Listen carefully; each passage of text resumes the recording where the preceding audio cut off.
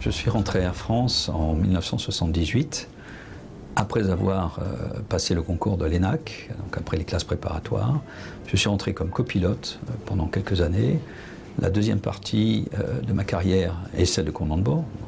Je suis commandant de bord depuis 18 ans et j'ai eu le plaisir de voler sur plusieurs types d'avions, de la Caravelle jusqu'au Boeing 777 aujourd'hui.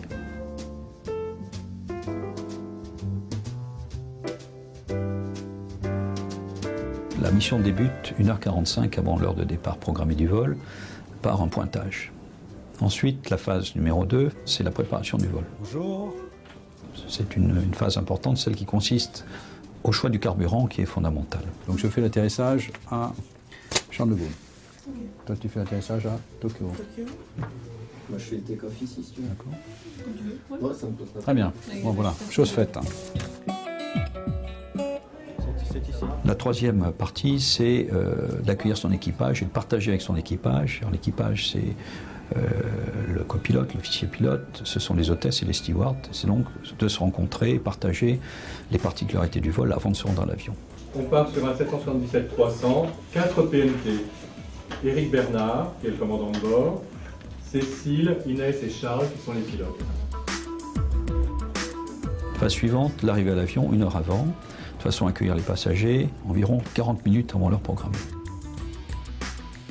Alors la mission, c'est aussi de commander. Le terme de commander, donc commandant de bord, c'est de commander une équipe dans laquelle il y a des compétences. La première des compétences, c'est celle du pilote, de l'officier pilote de ligne, du copilote. On peut l'appeler de différentes façons.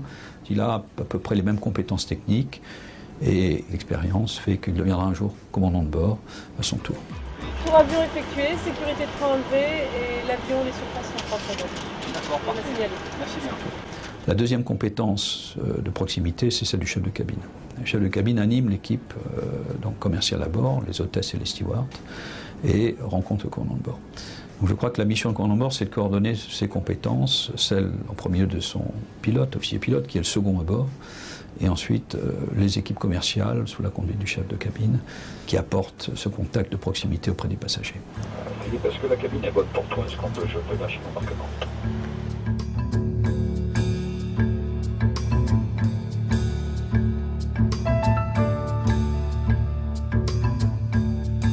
C'est un travail de groupe. Certes, je suis commandant de bord, je vais décider en dernier ressort, mais j'ai autour de moi des tas de compétences. Et c'est important que ces compétences, je les écoute et que je recherche dans ces compétences le meilleur.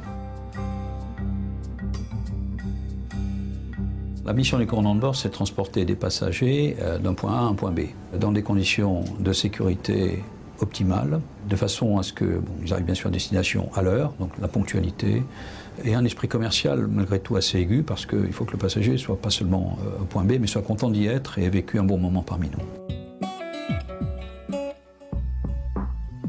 Pour les premières contraintes, c'est la vie, l'instabilité de vie. Certaines personnes ne vivent mieux que d'autres, mais l'instabilité de vie, c'est se lever tôt parfois, très tôt, parfois très tard pour voler la nuit.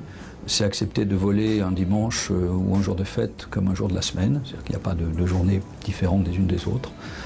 C'est d'être absent de chez soi, c'est parfois devoir se contraindre à une hygiène de vie particulière, éviter d'être fatigué ou de boire avant les vols, d'avoir des soirées festives. Enfin, je crois que ce sont des contraintes, c'est un rythme de vie qu'il faut accepter par rapport aux contraintes professionnelles qui sont différentes d'une grande partie des personnes qui vivent avec un modèle beaucoup plus rythmé. C'est l'arythmie et la capacité de vivre dans cette arythmie. Je crois que c'est la principale des difficultés. Ce qui me plaît dans le métier pilote, c'est la diversité. C'est la diversité des lieux que l'on visite, parfois dans lesquels on est immergé. C'est la diversité des rencontres. C'est le fait que chaque vol n'est jamais pareil au précédent. C'est-à-dire qu'il y a, par la météo, par les conditions du vol technique elles-mêmes, par les personnes qu'on transporte, il y a toujours des éléments nouveaux. Et c'est cette diversité qui fait que on découvre toujours des choses nouvelles qui obligent à évoluer dans cette diversité.